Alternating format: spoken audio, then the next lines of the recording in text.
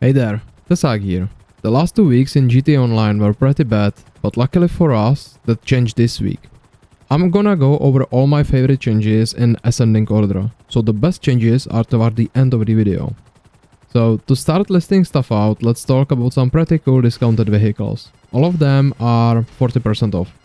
First we got Vapid Rattle, which is racing off-roader based on multiple score class 1 and 10 vehicles. This car is genuinely fun to drive, so I highly recommend getting it.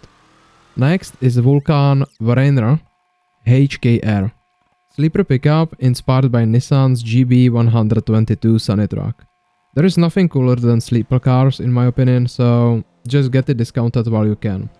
That much for the vehicles, let's talk business. This week has doubled safe income from Hansor Car Wash, which makes it a little bit better than safe in nightclub, which is great for seasoned players who already have a lot of other businesses. Arguments can be made that these players don't really need this little extra income, but any idle income that doesn't require me to do anything is good in my book, and anyone saying otherwise is just being ungrateful. But the best thing is that all special cargo warehouses are 30% off, and since special cargo is one of the best ways to make money both actively and passively, this is simply one of the best discounts there can be, mainly because everyone can take advantage of this. To get these, you need to own an office. If you don't have one, buy it off the Dynasty 8 executive. Access the computer in your office, select special cargo and buy as many large warehouses as you can afford. Don't bother with small or medium ones. I highly recommend buying the ones I have, and I will make a video in the future explaining why I have these. Getting all 5 large warehouses would usually cost us nearly $15 million, but with the discounts, it should be just a little bit over 10 millions. The good thing is that this investment will basically pay for itself in the first 2 sales. And from that point onward, you are just raking in millions effortlessly. That is the math. Filling each large warehouse yourself takes $666,000. Doing it 5 times means that we need to invest at least $3,330,000 on top of what we already paid for the warehouses. But each warehouse sells for $2,200,000. This means we are making 11 millions in sales. Now, this is a viable way to do it, but highly time inefficient. A better way is to pay our technicians to fill the warehouses for us, which costs $7,500 per crate at the worst rate and $2,500 per crate at the best rate. It is not realistic to expect them to bring only 3 crates per one trip, but also it's not realistic to expect them to bring 1 crate per trip.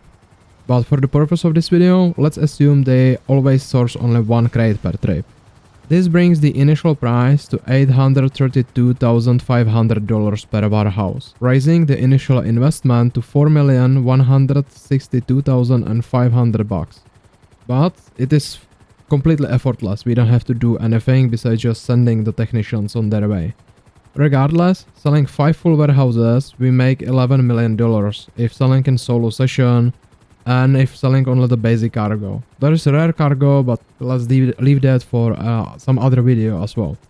That means that if we bought 5 warehouses and filled it ourselves, our investment is either 10 millions for warehouses and 3.3 millions to fully fill the warehouses ourselves, totaling as 13.3 millions, or 14.2 millions if we hire the NPCs. Doing 1 sale brings 11 millions, which means that with just 1 sale, we paid over 77% of our investment with the NPCs, or whooping 82% of our investment while sourcing ourselves as well. But it's time inefficient, so yeah. I am not aware of any other legitimate business that can pay for itself this efficiently and quickly, and that can stack with all other active methods as well. Surely it is pricey, but it will pay for itself in 2 sales and then make effortless millions. It can be also run fully passively even if you are offline, and as I said, it can be stacked with other methods like Kaio Farm. If you cannot afford all 5 warehouses, just get 1 and raise money with it for more warehouses over time. I will make a full breakdown video on how to utilize warehouses for the ultimate idle setup once we get to that point in the tutorial series that I'm making. So subscribe and go check the playlist if turning GTA Online into an idle game is something that intrigues you.